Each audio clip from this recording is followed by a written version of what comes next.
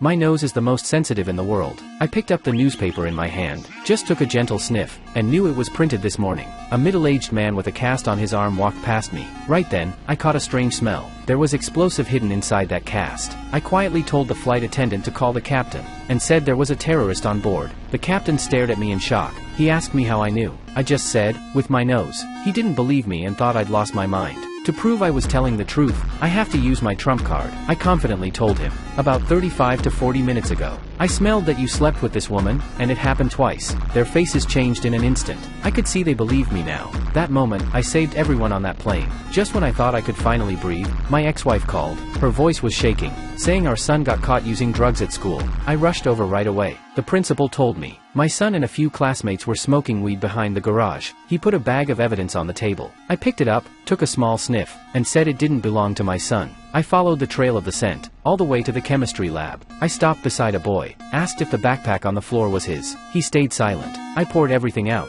Several packs of weed dropped onto the table. I looked at him and said, he was the real dealer in this school. Then I turned and walked away, leaving the principal frozen in disbelief. Right after I handled my son's case, then my friend called again. A construction company owner was found dead in his apartment. There were no clues or traces at the scene. I arrived at the scene, closed my eyes. Focusing my mind, I took a gentle sniff. I concluded it was a homicide, because the coffee the victim drank was mixed with digoxin. It's a heart medication, and more than 0.1 grams is enough to be fatal. Then by the smell alone, I described exactly what the killer looked like.